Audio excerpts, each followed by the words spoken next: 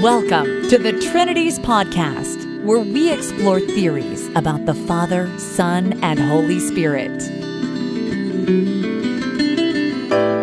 Do you love God enough to think about Him?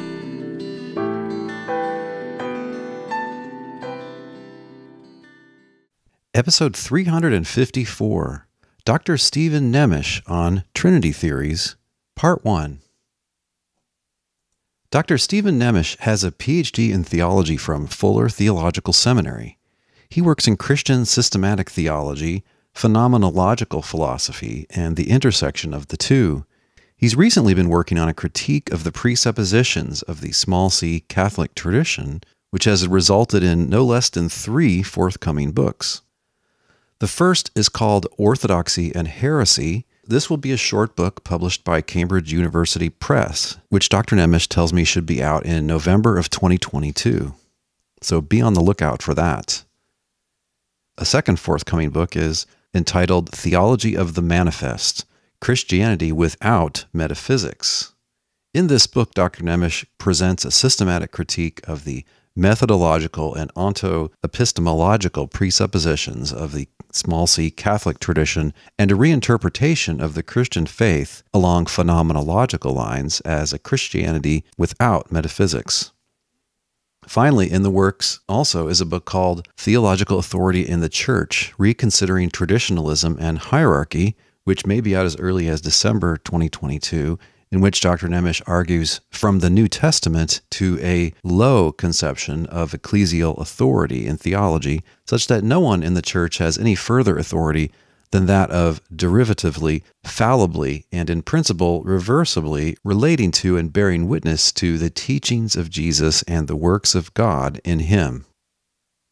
Dr. Nemes also has a YouTube channel in which he discusses matters of Christian theology. It's called Words of Life with Dr. Stephen Nemes, and his last name is spelled Nemes. It looks like Nemes, but it's pronounced Nemes. Now, despite all of that, oddly enough, this and the next podcast were inspired by what I consider to be an epic thread of tweets, that is a series of posts on the social media site Twitter. After going through the first 3 tweets, we get sidetracked onto matters of the relationship between God and the cosmos. Interestingly, Dr. Nemes doesn't accept the standard sort of creation from nothing account of that. We also discuss Dr. Nemes's rather complicated attitude towards Trinity theories, as well as the topic of authority in Christian theology. So I think you'll find the conversation to be very interesting and stimulating. And in part 2, we will finish going through his epic Trinity tweet thread. Dr. Nemes, welcome to the Trinities podcast. Thank you for having me. So just about 24 hours before we're recording this episode, you unleashed a mighty Twitter thread of your thoughts about the Trinity. And I read this thread and said, wow, this is a Christian philosopher / theologian who's really thinking about this subject. I think it'd be really fun to have a conversation about your thoughts about the Trinity. But before we get to the tweet, why don't you just tell us a little bit about yourself and your brand of Christian background and so on? Sure. My parents were Pentecostal immigrants from Romania, which is a majority Eastern Orthodox country.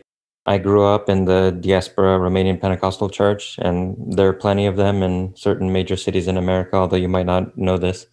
When I was a bit older, around 16 years old, I started to study theology. I got very interested in it. And, I had, like every teenager who gets interested in these issues, I had my Calvinist phase. I went through I that. did too. Yeah. When I was an undergrad, I read actually a book by our mutual friend, William Vallicella. I read his book on existence when I was an undergrad. And that really confirmed in my mind, it really solidified my appreciation for classical theism and for the doctrine of divine simplicity. So I started reading more theological works along these lines, and I was trying to understand, what does a theology that takes seriously divine simplicity look like?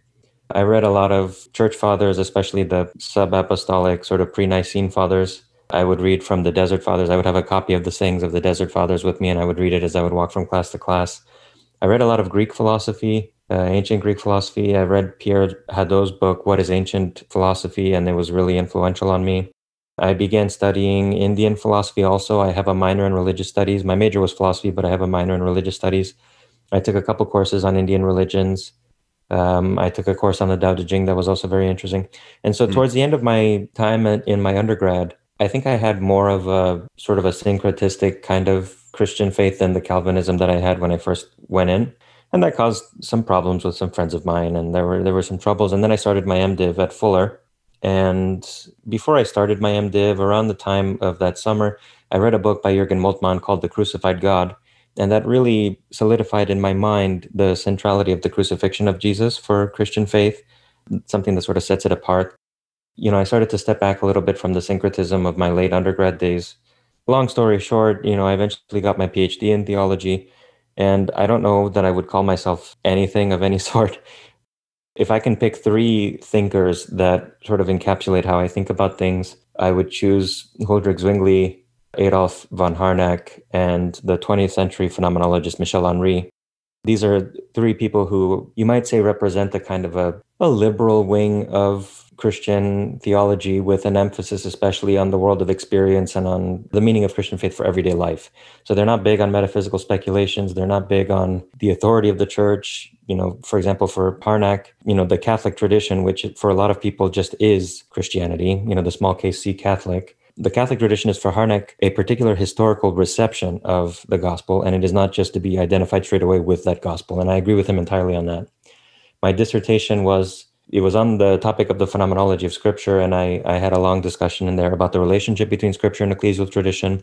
And this is something that I talk about a lot in some forthcoming books of mine. So I've always been thinking about this relation between Scripture and tradition. How do we know what Scripture says? What kind of authority do we grant to tradition of the church?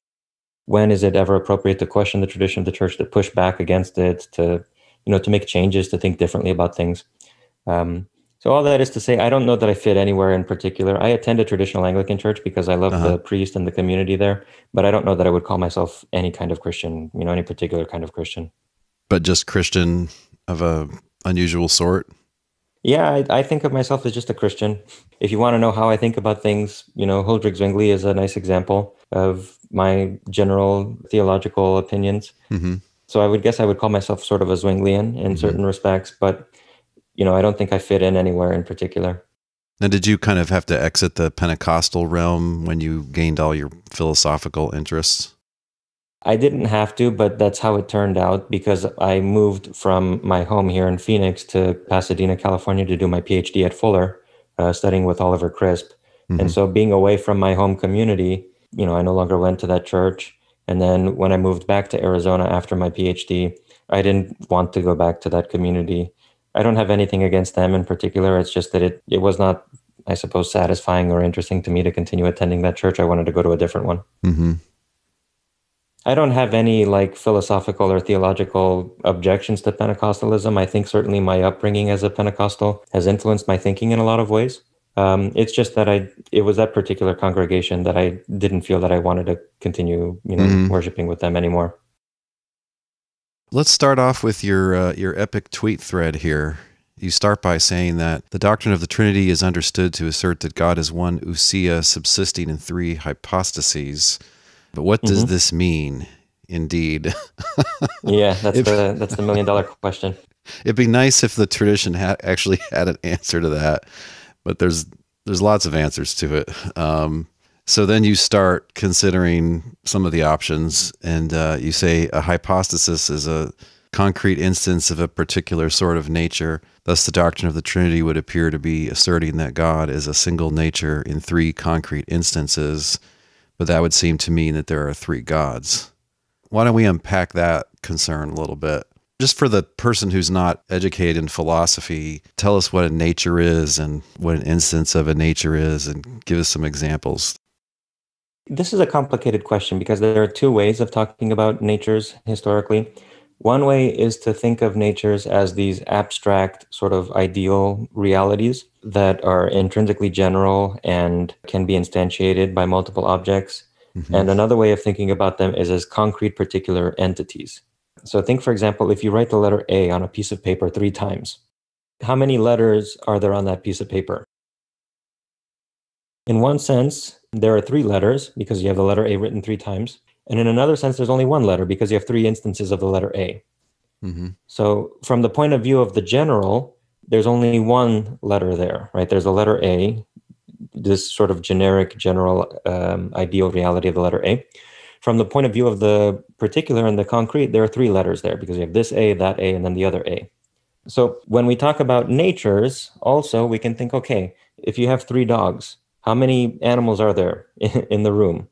Well, in one sense, there are three animals because you have three, concrete natures, so to speak. In another sense, there's only one animal because you have three instances of the dog nature.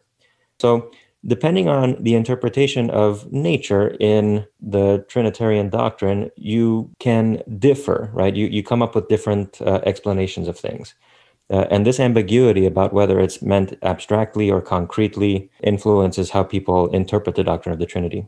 Yeah. So then you continue in this thought in your next tweet. You say, consider how we could say of three human beings that they are a single ousia, human nature, in three hypostases, three instances. If this is how the terms are understood in the doctrine of the Trinity, then it turns out to be tritheism. There would be three gods. Exactly. It's the old distinction between first ousia and second ousia from Aristotle, right? That correct. A nature could mean, or a substance equally, could mean a thing of a certain kind, or it could mean kind of the kind. So that which makes an individual a thing of a certain kind. So human nature, in one sense, you and I would be human natures. In the other sense, human nature is what makes you a human being and what makes me a human being. Switch to the divine case. Divine nature is just whatever it is that makes it the owner a god. When you got three different things, each of them have everything it takes to be a god. Yeah, looks like you got three gods. I mean, in my view, this is the problem that bedeviled Basil of Caesarea toward the end of his life. You have even contemporary theologians who propose something like this. You have the so-called social Trinitarians, like Miroslav Volf and Jürgen Moltmann and Cornelius Plantinga Jr. and others. Really what they're saying, and Richard Swinburne too, really it seems to me what they're saying is that there are three gods. You have three distinct beings, three distinct things, that all instantiate the same nature. Then you have three gods, and there's not really a way of getting around that. Now, there are games that philosophers and theologians play to try to get around this, and they redefine terms and try to say, well, we have one God in this sense and three gods and whatever. But I think all of that at the end of the day is like, I don't think that's really sincere. I think the obvious point to make is that if you have three things, you have three things. If you have three instances of the divine nature, then you have three gods. Just accept it. Right. Just by definition, that's what an instance of the divine nature is. It's a god. Yeah, I mean, another example would be my friend, Dr. William Hasker, in his big book on the Trinity, would call himself a social Trinitarian. And he spends about the last third of the book trying to show why this isn't tritheism. And, he kind of throws everything but the kitchen sink at the problem. And personally, as a reader, I wasn't buying it by the time we got to the end. Yeah. It's like maybe I read Constitution. Hasker's book when I was in my grad school days. I took a seminar with Oliver Crisp on the doctrine of the Trinity. Yeah. And we read Moltmann and Hasker and a bunch of different guys. And I remember that discussion also. Yeah, I mean, just some of the obvious basic moves. They might say, well, yeah, but these guys are super unified in how they think and act, and they couldn't be disunified. You'd be like, well, why couldn't three gods be unified like that if there could be three gods? Exactly. Maybe they're constituted by the same nature. Well, why couldn't three gods be constituted by the same? I don't know. I think this has been a problem for Nicene tradition, even really a little bit before it was properly Trinitarian. But that's another conversation. So then you say, well, that doesn't look like a promising route to go down. So then you have another alternative here in your big tweet storm here. When the Trinities podcast returns, what if instead we think of the shared essence as a concrete object?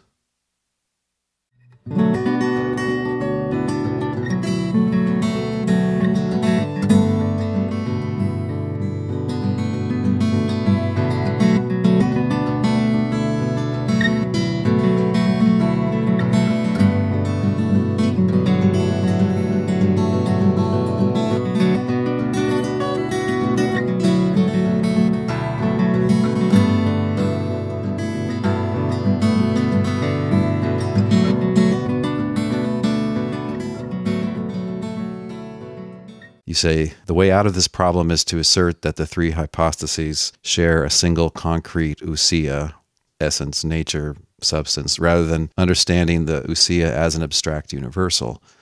But then the doctrine asserts that God is three instances of a single concrete nature, three things and one thing. This is naturally a contradiction, since you cannot have three instances of a single concrete thing. You can write the letter A 3 times on a piece of paper, but that's three instances of an abstract thing. You cannot have the same concrete thing 3 times over. Help us understand this other move, where the nature is concrete and not abstract. Yeah, the difficulty with this move is that if you think about ousia concretely, it almost becomes a synonym with hypostasis. If an ousia is a concrete instance of a nature, well, that's exactly how they define hypostasis in the tradition, a concrete instance of a particular kind of nature, namely a rational nature, if you want to translate hypostasis as person. So you have one ousia, one concrete nature, and 3 subsistent instances of that concrete nature. Well, I mean, this is basically saying that you have one thing and 3 things at the same time, because ousia interpreted concretely, like I said, is synonymous with hypostasis. You know, the primary substance for Aristotle, the concrete existing thing, is exactly an hypostasis in, you know, this later language, a concrete existing thing of a certain nature. And you find this dialectic in John of Damascus. If you read, for example, John of Damascus's treatise on heresies, he goes through all the heresies that he can think of. You know, some of them are even invented. And by the end, he has a discussion about the Trinity. And he says very nicely at the end of the whole discussion, do not ask how the Trinity is Trinity, for the Trinity is inscrutable. Well, that's because of the way that he defines his terms. He eventually ends up saying that the Trinity is a single divine nature in 3 concrete instances. But he means a single concrete nature in 3 instances. Well, how do you have that? Because an instance is exactly a concrete nature. And then he says, you know, don't ask how the Trinity is Trinity, for the Trinity is inscrutable. This, I think, is where the more classical understanding of the Trinity that you find in John of Damascus and his predecessors, I think most of them are probably trying to say this, that you have a single concrete nature that subsists in 3 instances, but that doesn't make any sense. Because concrete natures are not supposed to be repeatable or to have multiple they don't have instances at all. They are instances. Exactly, correct. Yeah, I mean, people like John they're kind of hyper-traditionalist in a sense, you know. There's very little that he says that you do not find in the 2 Gregories from the late 300s. In his mind, he's just passing on Catholic tradition, right, as it was completely developed, and he was maybe kind of systematizing it, and he adds his own little twist to it. Yeah, I think that's what's useful about John of Damascus is that he represents a very nice sort of paradigm statement of the Catholic tradition. He's not really an outlier. He just sort of gives you more or less what the Catholic tradition had come to say by the time, you know, whenever he was living in the 600s or 700s. I do think for that reason, it's all the more compelling that effectively, if you follow his definitions, you end up with the notion of the Trinity as 3 things and 1 thing. And I remember when I was an undergrad at ASU, one of my professors, Douglas Portmore, in the Intro to Philosophy class, he made a comment about the Trinity at one point. It was offhand, and he said, well, how can you have 1 thing that's 3 things? And I remember raising my hand and I said, well, that's not what the doctrine of the Trinity teaches. You know, and I thought, well, you can make this distinction between 1 being and 3 persons. And that sounds good. It's sort of like a good initial response. That's the standard opening move for apologetics, yeah. Exactly. But once you actually sit down and address, well, what exactly is a being meant? What exactly is a person? How are these terms used? You end up back where my professor started, which is that, you know, they're trying to say 1 thing and 3 things. There's even an interesting line in Gregory of Nazianzus. He gives an analogy for trying to understand what is the Trinity. And he says, imagine 3 suns, like the sun in the sky. Imagine 3 suns that converge and overlap entirely in their being. You know, so that they're, you know, I forget where he gives that exact image, but I'm thinking to myself, like, what you're describing is impossible. But you have 1 sun there, right? How can you have 3 things that overlap entirely? Interesting. Yeah, you know what? That's funny. My one of my former professors, Stephen Davis from Claremont McKenna, in a book chapter, I think it was, he drew 3 circles separate, and then he drew 1 circle and said, imagine that now the 3 are completely overlapping. So there's both 3 circles and 1 circle. I guess maybe that's where he got the inspiration from, was this passage in Gregory that you're talking about. But I guess he would just own that, hey, it's just an apparent contradiction. Well, let me ask you, there's a couple things you could do if you get to this juncture. You could say, I think it's a true contradiction, or you could say, it looks like a contradiction, sure, I grant that, but it just can't be a real one because it's true. So, I mean, what's wrong with just accepting apparent contradictions? Because God's beyond our understanding, and surely if you can't fully understand something, then when you're thinking about it, you're going to run into apparent contradictions. Right. So why not take one of those paths? One of the reasons why not to take that path is that, in the first place, it's not obvious that we actually have enough evidence to be so confident that that's what God means to be saying about himself. So you might think, okay, well, listen, let's go back to our sources. What do our sources actually tell us? Do they really motivate us to think this way, or maybe we took a wrong turn somewhere? Yeah.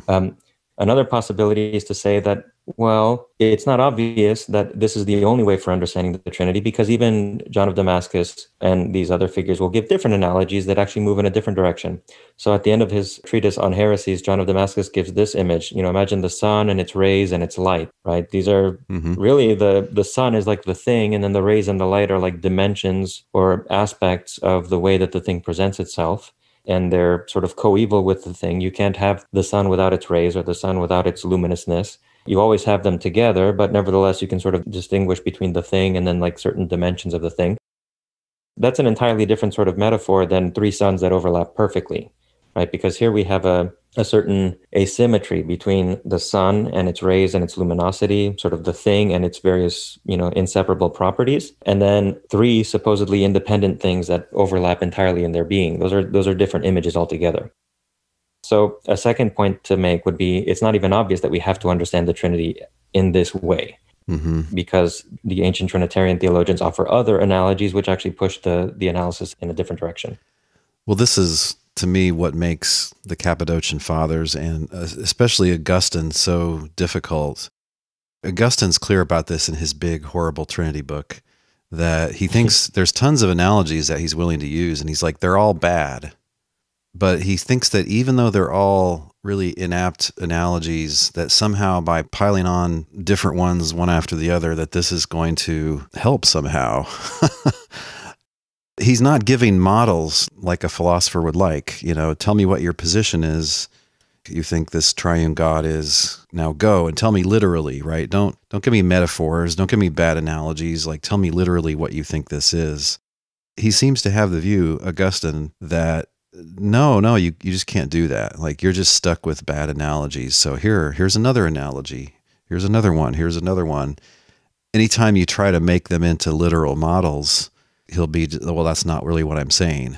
Of course, many later readers are like, ooh, I like that one, mind, will, and love or something. They kind of cherry pick this one passage and like, okay, that's Augustine's view. But it's way more convoluted than that, right? Isn't that the same kind of attitude that you see in John of Damascus, that it's only going to be bad analogies all the way down? Yeah, so even at the end of On Heresies, he'll give these analogies and he'll immediately say right afterwards, but even if these analogies don't do the trick, you have to believe in the Trinity because, this is the teaching of the church and this is what God has revealed. And then of the Orthodox faith, an exposition of the Orthodox faith, he makes the same point that it's better to think about God in abstraction from all created things and not to try to find creaturely analogies for God, because he exceeds being. He's beyond this realm that we can appeal to find our analogies. He's something else altogether. So you have to think of him in abstraction from all creaturely categories. And then later on in the history of theology, you'll have Karl Barth, for example, in his discussion of the Trinity, rejecting the notion of the vestigium trinitatis. He just says there are no vestiges of the Trinity in nature. None of the natural analogies really work. The doctrine of the Trinity has to be appreciated purely on its own terms. That's just the way things go.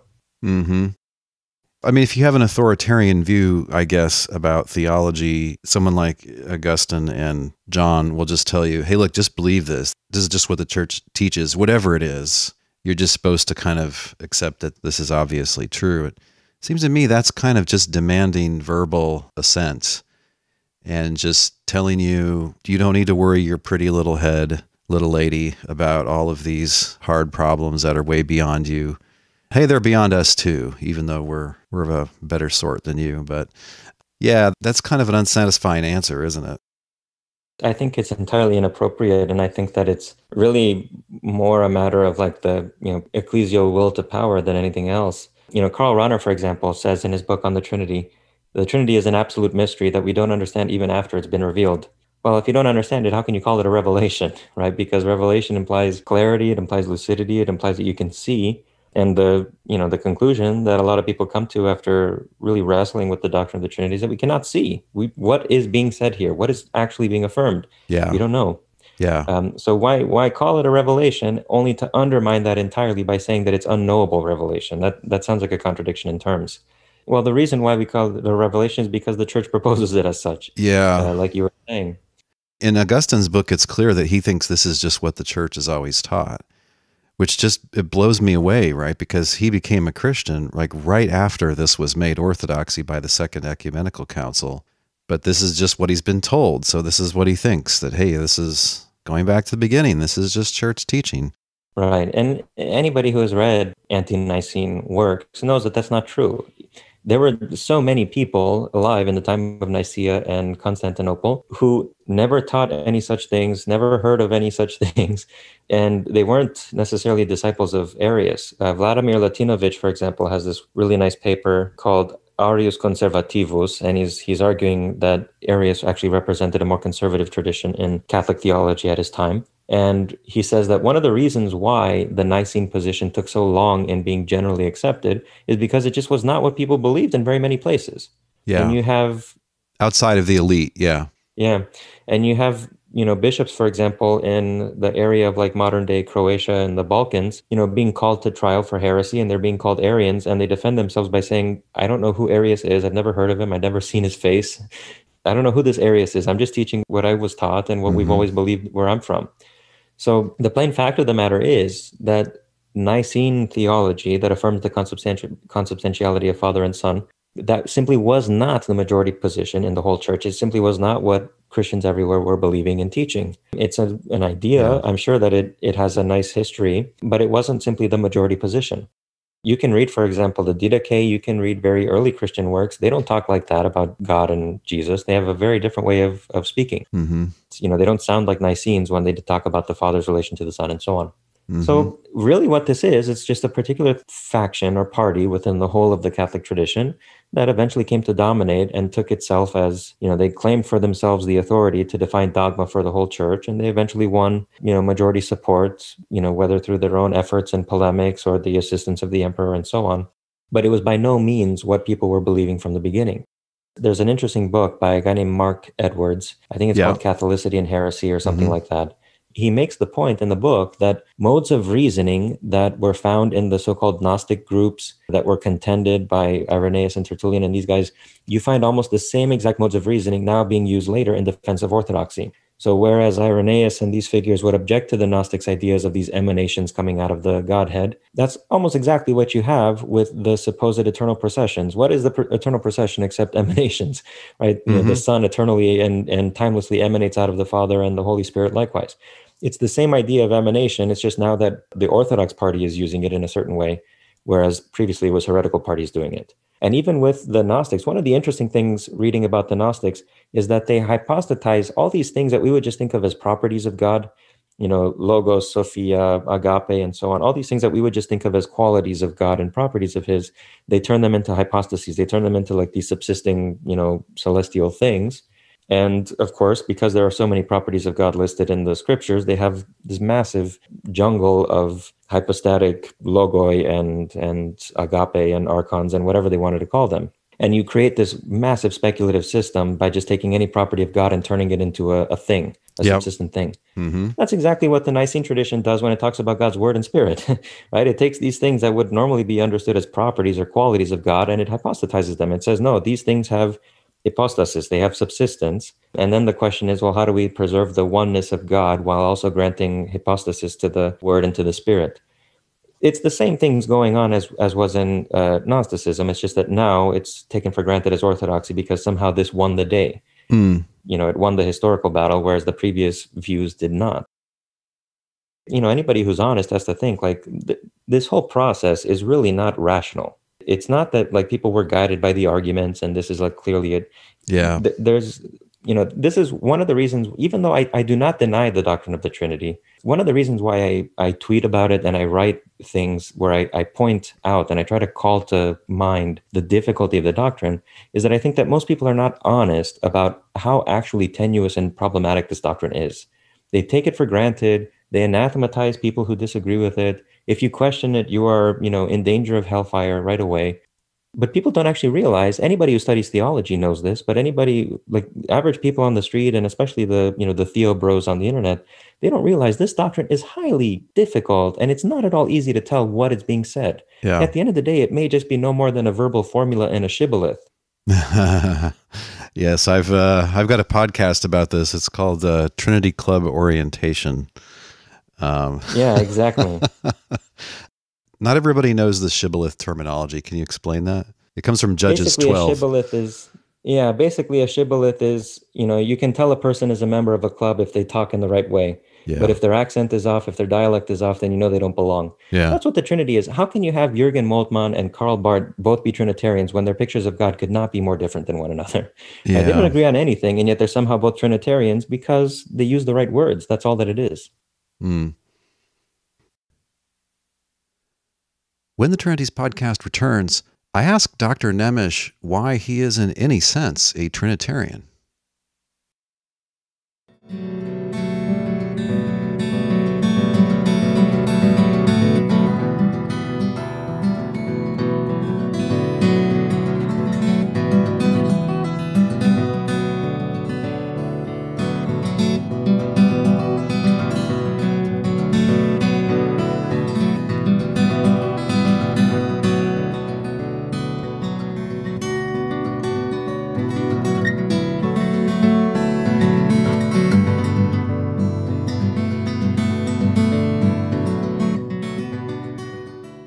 Dr. Nemes, it sounds like you're granting quite a lot. You're saying that you don't think that Nicene Trinitarianism was an original Christian teaching, but it arose through time, and it was a minority view that eventually captured Orthodoxy, became a required view.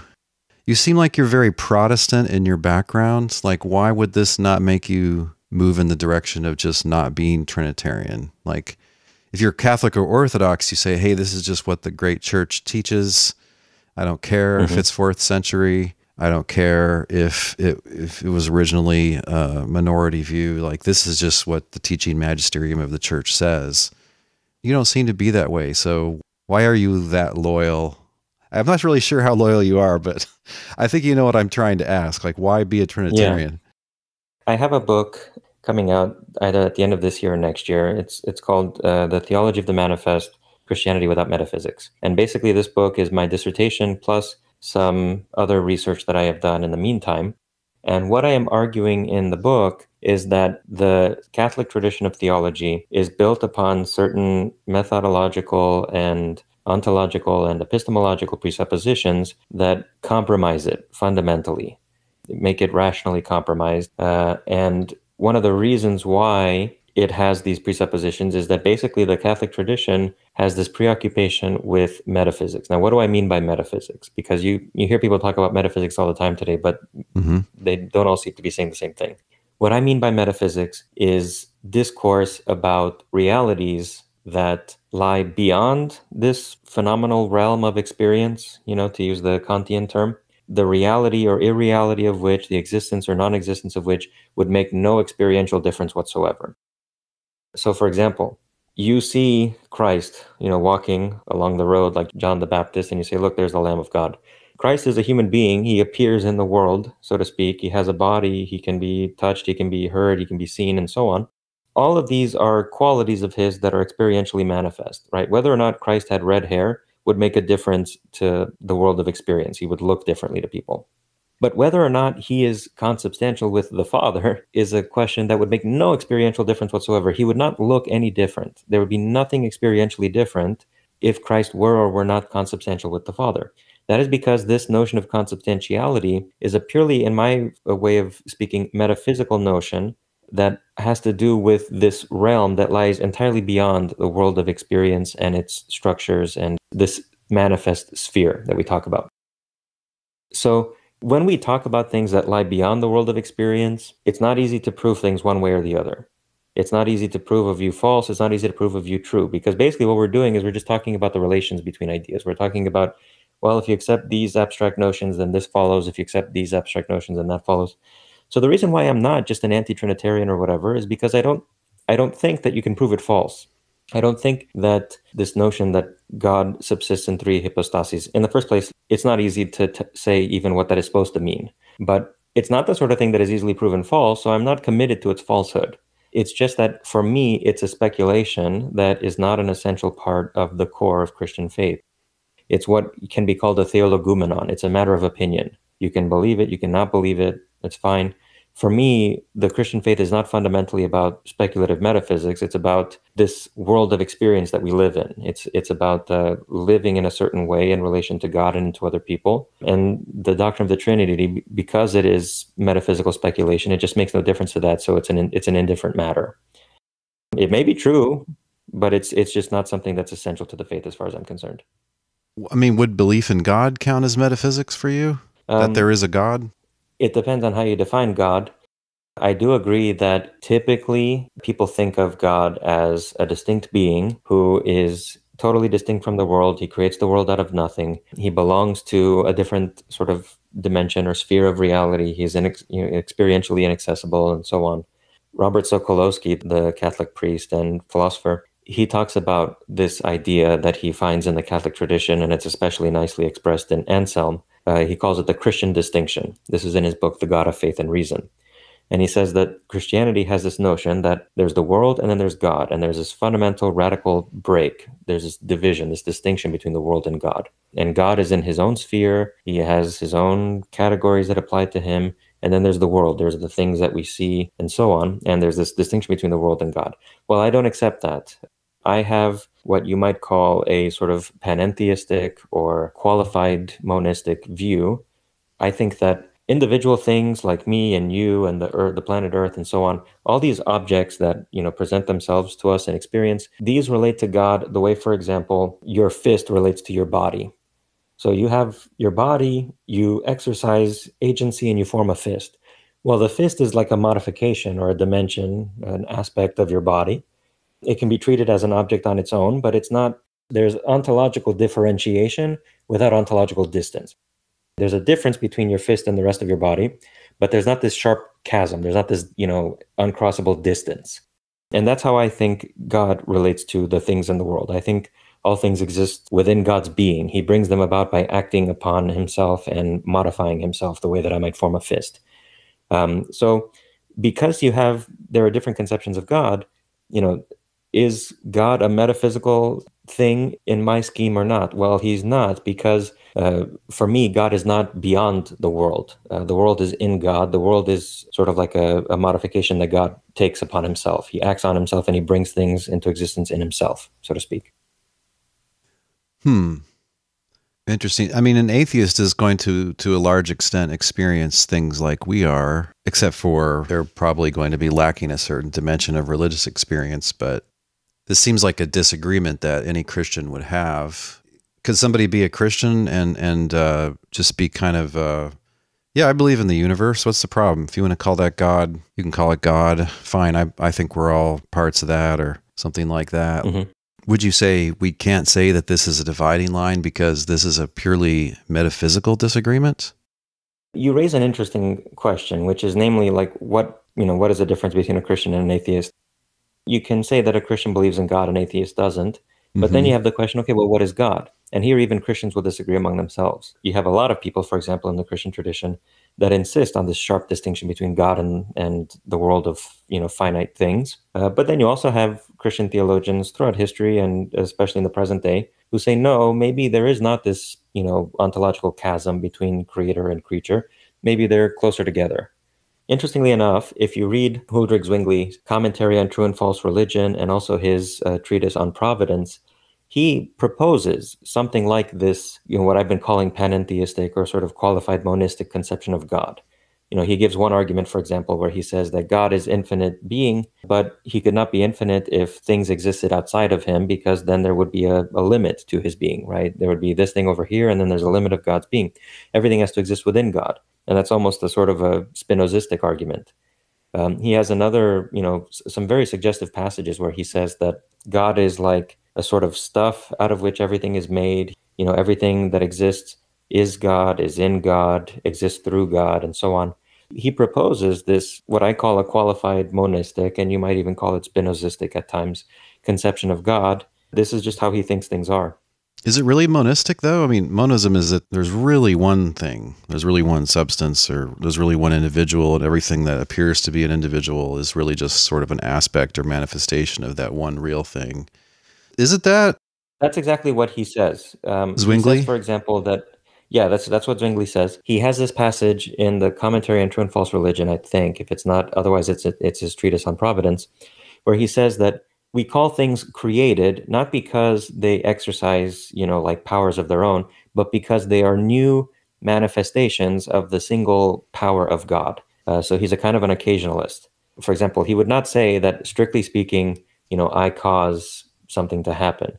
What is happening is that my doing something is just a new manifestation, a new individuated manifestation of God's power. So it's exactly like you're saying. There is really, strictly speaking, one thing, that's God. And all the things that we're used to thinking of as subsistences, like you, me, this dog, that cat, whatever, these are not actually, independent, subsistent things. These are dimensions, modes, aspects, whatever, modifications of God's being that he brings about in himself. And that's the view that Zwingli argues. This is the view that I argue in my book. The philosopher that I mentioned earlier, Michel Henry, he also has a view like this, although with a slightly different twist. And so this is where I'm coming from in my doctrine of God. I'm more along these lines.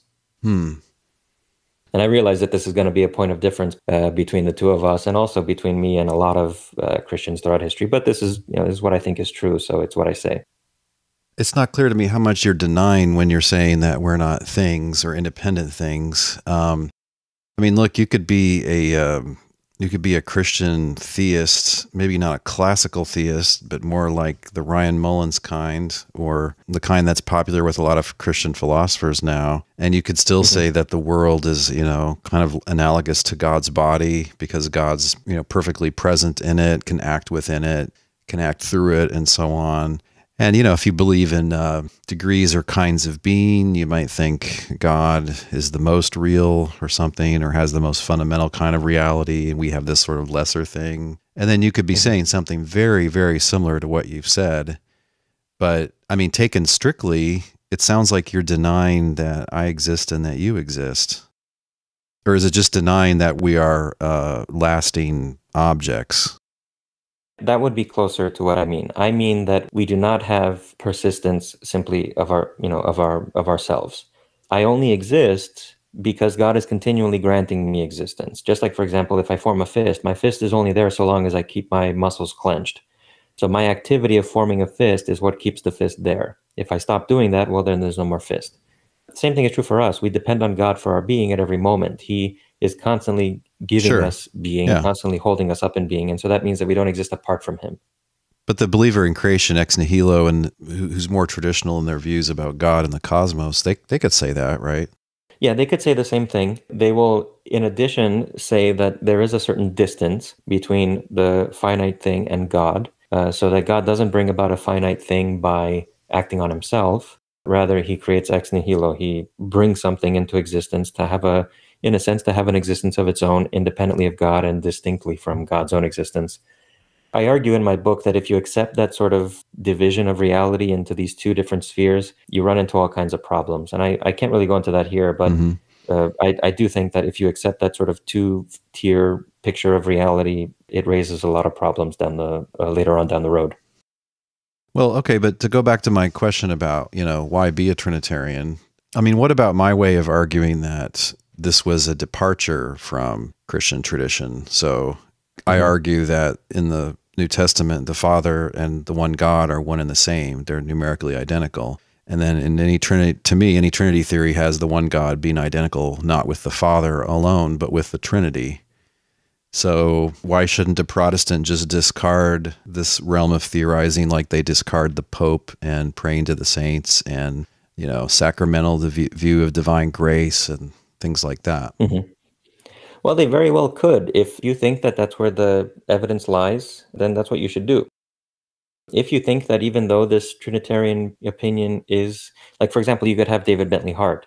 David Bentley Hart agrees that the so-called Arian position is more conservative, more traditional, but he thinks nevertheless that the Nicene speculations were so fruitful for theology because they, to some extent, they were a departure from the tradition. They involved saying something new, making a leap, proposing something different. And that led to new horizons for theology. It was productive. It was a sort of a fecund speculation.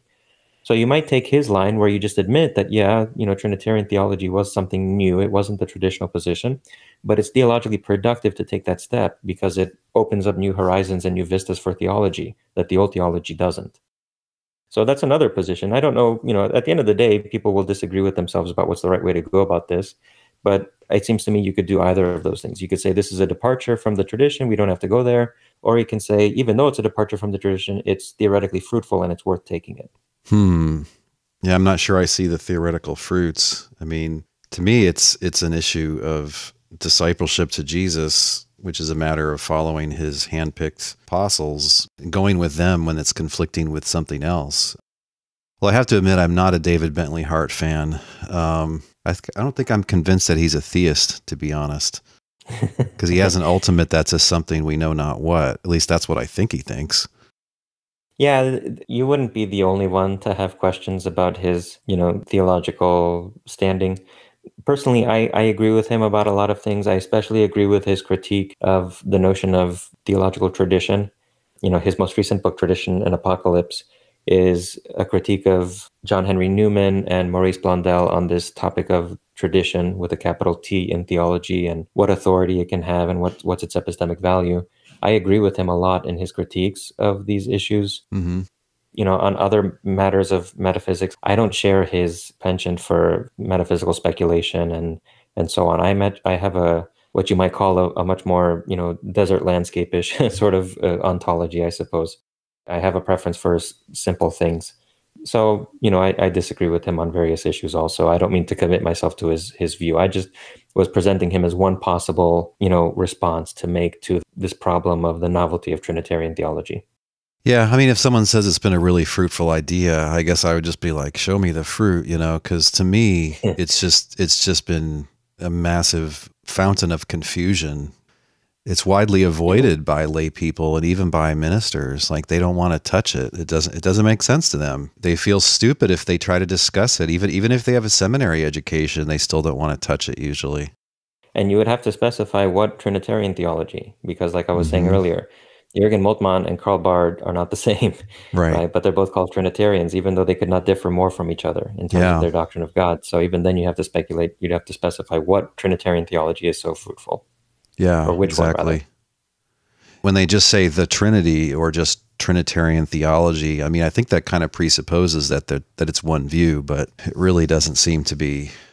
I mean, any social Trinitarian, that's still fairly popular amongst the philosopher types like us, people like Hasker and Craig and Swinburne. But then when you look at Barth and Rahner, the two most influential 20th century Trinitarian theologians, like, they're just diametrically opposed. They seem to me to be what I call one self views instead of there being three selves there. Exactly right.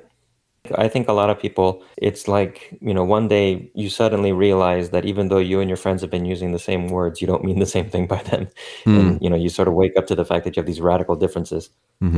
People go through their lives, they hear about the Trinity their whole life. But when you sit down and take like when you take a seminar on the Trinity in grad school, like I did with Oliver Christ, you read Hasker, he doesn't say the same thing as Craig. Craig doesn't say the same thing as Moltmann. Moltmann doesn't say the same thing as Rahner. Rahner doesn't say the same thing as, Thomas. And Van Inwagen, Ray. Yeah, exactly. Ray, for example. There are just so many differences among Trinitarian theologians. They are not presenting one doctrine. What they are doing is they're taking a certain verbal formula from the, Nicene Constantinopolitan Creed and certain other stereotypical formulas, and they're trying to take that verbal formula and fit it within a greater system so that those words have a specifiable meaning. Basically, you take like a shell, which are the words, and fill the shell with something so that you have a jello or a cake or a whatever. They're trying to cook basically with like a pan. They're trying to fill it with something, but they are not making the same product. Like I was saying, there is no one doctrine of the Trinity. There are various verbal formulas that people take for granted as expressing the doctrine of Trinity, but those formulas are interpreted so differently among Trinitarian theologians that at the end of the day, like we were saying earlier, it's really just a shibboleth. You prove yourself to be a member of the Trinitarian club because you try to make sense of these verbal formulas.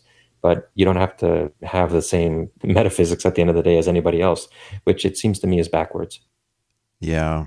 It seems weird in that it puts such an emphasis on verbal agreement and just parroting words that you don't understand, whereas you would think that, no, it's the truth of the matter that should be the main thing, but then there's not agreement. That's because this is a matter of authority at the end of the day. It's a matter of submitting and acquiescing to ecclesial authorities, which have decided that this is the way to go. When the Trinities podcast returns, is Christian theology fundamentally a matter of knowledge, or rather of submitting to authorities?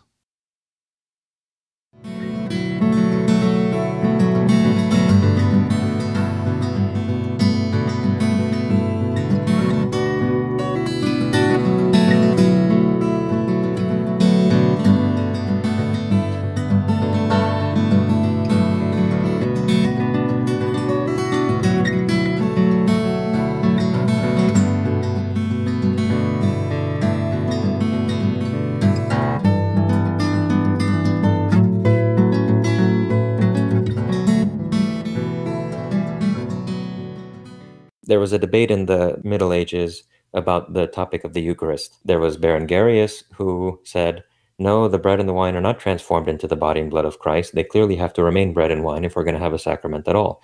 And he gave all these arguments, mostly drawing from recently translated works of Aristotle and so on. At least I think that's right, against this idea of the transformation of the bread and wine into the body and blood of Christ.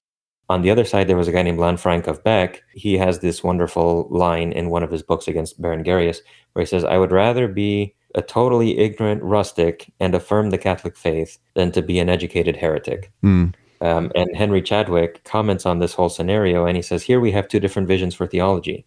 Berengarius says that theology can be this sort of scientific dialectical field where you pursue evidence and you present arguments for your position, and it's fundamentally about trying to figure out the truth rationally.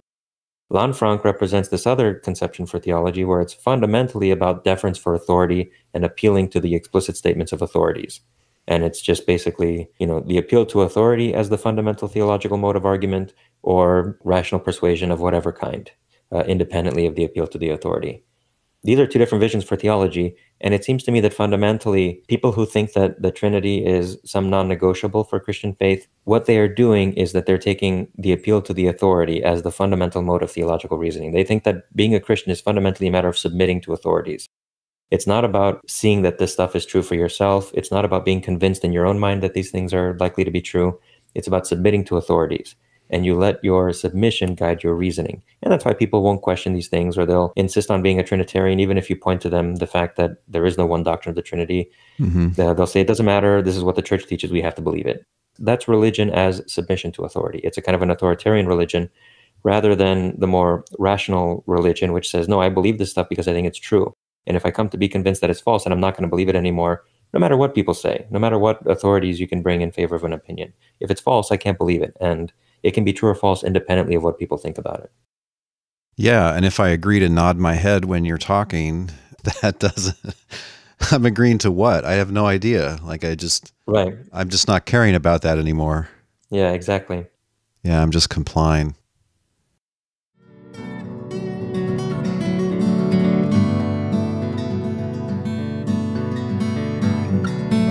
Next week, part 2 of my conversation with Dr. Stephen Nemes, in which we'll get through the rest of his epic tweet thread about Trinity theories.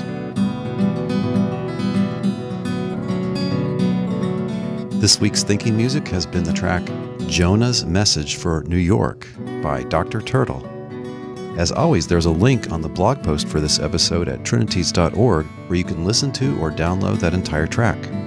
Also, be sure to check out that blog post for a whole bunch of links to Dr. Nemes's work and to most of the things that were discussed in the course of this episode.